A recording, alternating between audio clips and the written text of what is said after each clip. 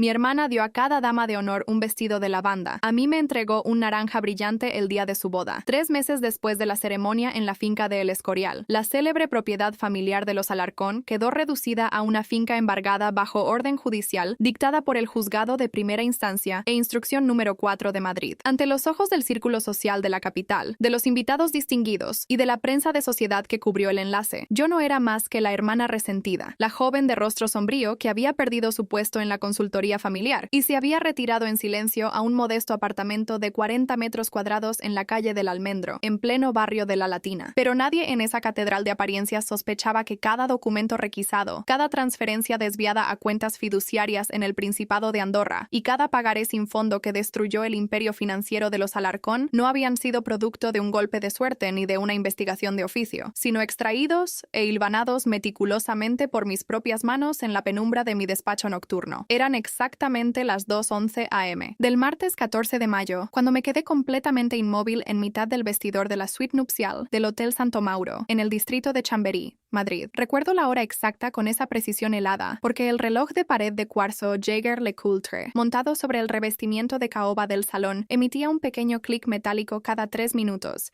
y yo llevaba contando 64 clics seguidos mientras sostenía la percha con ambas manos. Mis dedos índices estaban entumecidos por la presión del metal pulido, y el aire acondicionado expedía un aroma concentrado a lirios blancos que me irritaba la garganta. La habitación estaba en absoluto silencio. La música de la recepción inferior se había apagado hacía más de 2 horas, y los pasillos del hotel permanecían en penumbra. Sobre la mesa de centro descansaba la funda de satén negro que contenía la prenda. La abrí descorriendo la cremallera con lentitud. No había seda de un delicado tono lavanda suave como la que vestían las otras 5 damas de honor elegidas por la novia. Ante mí se desplegaba una masa de tafetán sintético teñido en un naranja neón hirviente, un color chillón, hiriente y fluorescente que parecía una señal de advertencia de obras en una carretera nocturna. Me llamo Beatriz Ortiz de la Vega. Tengo 32 años y he ejercido durante 9 años como auditora senior de riesgos financieros en una de las firmas globales de análisis forense corporativo más exigentes de la Gran Vía madrileña. Mi especialidad no es simplemente revisar balances de pérdidas y ganancias. Mi habilidad técnica específica consiste en el rastreo de microdesviaciones presupuestarias mediante algoritmos de reconciliación de flujos de caja y la detección de firmas fantasma en libros diarios. Fue don Ignacio Valenzuela, socio fundador de Valenzuela y Asociados y mi mentor profesional durante más de 7 años, quien me dijo durante la evaluación de mi 5º año en la firma: Beatriz no busca errores en los libros. Beatriz escucha el ruido de fondo que hacen los euros cuando alguien intenta cambiarlos de habitación antes de que amanezca. Mi hermana mayor, Valeria Ortiz de la Vega, 3 años mayor que yo, poseía esa clase de encanto magnético, pulido y arrollador que desarma cualquier juicio crítico antes de que uno pueda articular una objeción. No era una villana de caricatura que gritaba u ordenaba con arrogancia. Su manipulación era cálida,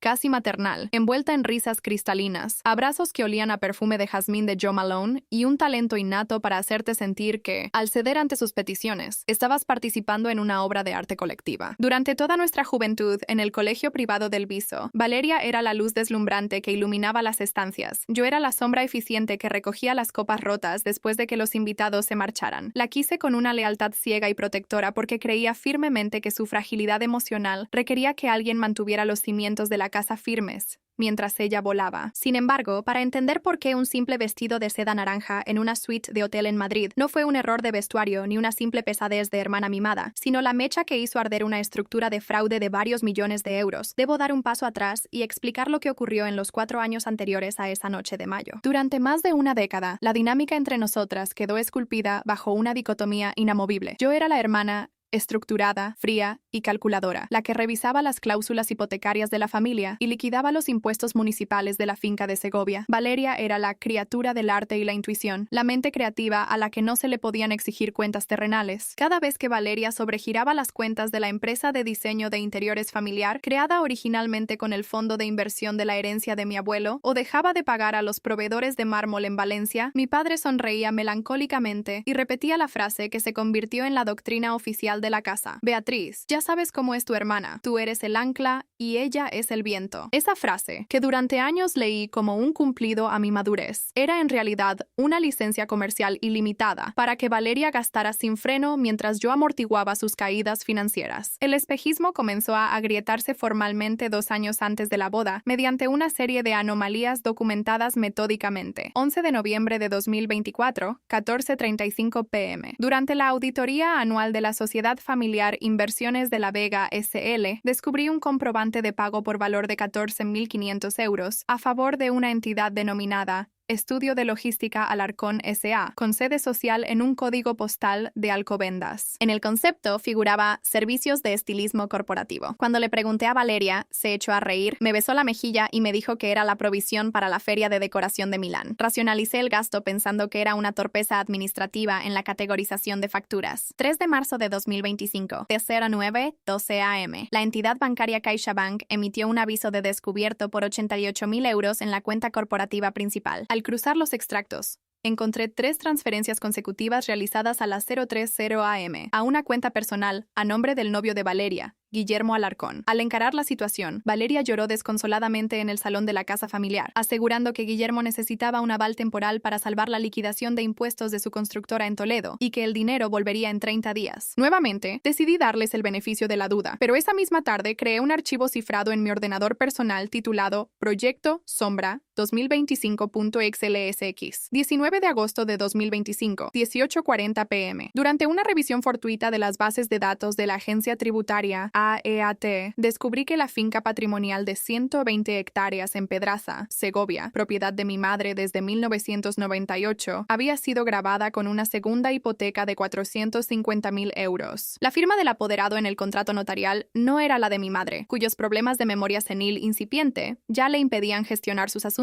sino una firma escaneada y superpuesta con mi propia rúbrica clonada digitalmente. Ese día dejé de racionalizar. Compré un disco duro externo sin conexión a red y comencé la recopilación sistemática de evidencias. Sucedió a las 11:15 a.m. del sábado 18 de mayo de 2026, 3 horas antes de la misa en la Basílica de San Francisco el Grande. Me encontraba en la antesala de la suite del Santo Mauro cuando la estilista principal abrió el perchero central. Frente a las otras 5 damas de honor, todas vestidas con impolutos trajes de seda lavanda confeccionados a medida, Valeria me entregó el traje naranja brillante. Beatriz, querida, dijo Valeria delante de los fotógrafos con una sonrisa deslumbrante y tono dulce. La luz de la basílica es muy fría y el lavanda apaga por completo tu tono de piel. Este vestido costó 3.200 euros en una boutique de la calle Serrano. Lo mandé a hacer especialmente para ti para que resaltes. Eres mi ancla, y el ancla necesita distinguirse. El coste real en la etiqueta interior, que olvidaron retirar, marcaba 120 euros de un almacén de liquidación. El objetivo era público y deliberado: humillarme, situarme como la nota discordante en las fotos oficiales de la alta sociedad madrileña y proyectar la imagen de una hermana acomplejada y extravagante. Sonreí, acepté el vestido y me lo puse sin articular una sola queja. Lo que Valeria no sabía era que el vestido naranja no provocó mi reacción, simplemente marcó el cumplimiento del plazo. Mi expediente contra ella y Guillermo Alarcón no se inició esa mañana, sino 8 meses atrás. Para ejecutar la investigación, contraté los servicios de don Santiago Menéndez, auditor forense y exsubdirector de la Brigada Central de Delincuencia Económica y Fiscal, UDEF, con 34 años de experiencia en el cuerpo, licenciado en Ciencias Económicas por la Universidad Complutense de Madrid y certificado CFE, Certified Fraud Examiner. Santiago Menéndez había pasado meses rastreando las sociedades pantalla creadas por la pareja en el marco del caso Alarcón Vega. Teníamos copias notariales, extractos bancarios de Bankinter y rastreos de IP que probaban cómo Valeria y Guillermo habían vaciado sistemáticamente las cuentas patrimoniales de mi madre y desviado 1,8 millones de euros a través de facturas falsas. Decidí no marcharme. No hubo escena dramática en la iglesia, ni copa de champán arrojada a la cara de la novia, ni gritos en el banquete. Me vestí con el estridente vestido naranja. Caminé por el pasillo central de la basílica soportando las miradas inquisitivas y los murmullos de los 300 invitados, y posé en cada una de las fotografías familiares con una serenidad matemática. Mantuve una fachada impecable de hermana abnegada durante toda la recepción en el Escorial. Comí en la mesa presidencial y brindé por la felicidad de los novios. Construí mi caso de forma invisible, esperando pacientemente a que la trampa legal e institucional se cerrara por completo en el momento adecuado. El golpe no se produjo en privado. Ocurrió 3 semanas después de la boda, el lunes 10 de junio a las 10:00 a.m., en la sala de juntas principal del bufete Garrigues, en el Paseo de la Castellana. Valeria y Guillermo habían convocado una reunión para exigir el traspaso definitivo de los poderes notariales de mi madre sobre el patrimonio familiar. En la cabecera de la mesa, flanqueada por Santiago Menéndez y nuestra abogada, doña Carmen Aranda, doctora en Derecho Mercantil por la Universidad de Navarra, con 28 años de ejercicio en litigios financieros, escuché en silencio cómo Guillermo exponía sus exigencias. Cuando concluyó, doña Carmen Aranda deslizó 3 carpetas de piel azul sobre la mesa pulida. Esta no es una reunión de traspaso de poderes, dijo Carmen con voz pausada. Es una notificación formal de querella criminal por falsedad documental, estafa agravada y apropiación indebida por valor de 1.840.000 euros. Valeria dejó ir una carcajada forzada. ¿De qué estás hablando? Beatriz, dile a tu abogada que deje de hacer el ridículo. Papá siempre dijo que tú eres el ancla. El ancla ha registrado la cadena, interrumpió Santiago Menéndez, abriendo la primera carpeta. Y los eslabones están completamente podridos. En ese instante, la puerta doble de la sala de juntas se abrió. Entraron 2 agentes de la Policía Nacional adscritos a la UDEF junto al inspector don Roberto Delgado, número de placa 48102, con más de 20 años al frente de investigaciones de delitos económicos. El inspector mostró la orden dictada por el Juzgado de Instrucción número 4 de Madrid. Guillermo Alarcón y Valeria Ortiz de la Vega, declaró el inspector Delgado, quedan detenidos por un presunto delito continuado de blanqueo de capitales y fraude bancario. Antes de que se los llevaran, surgió la segunda capa del engaño. Santiago Menéndez entregó al inspector una pieza separada. Guillermo no solo había estafado al patrimonio de mi madre con la complicidad de Valeria, simultáneamente había creado una segunda red de sociedades a espaldas de la propia Valeria, transfiriendo 600.000 euros de los fondos robados a una cuenta bancaria en Zúrich a nombre de una sociedad compartida con su anterior pareja. Valeria no solo era victimaria, había sido engañada por su propio cómplice. 6 meses después,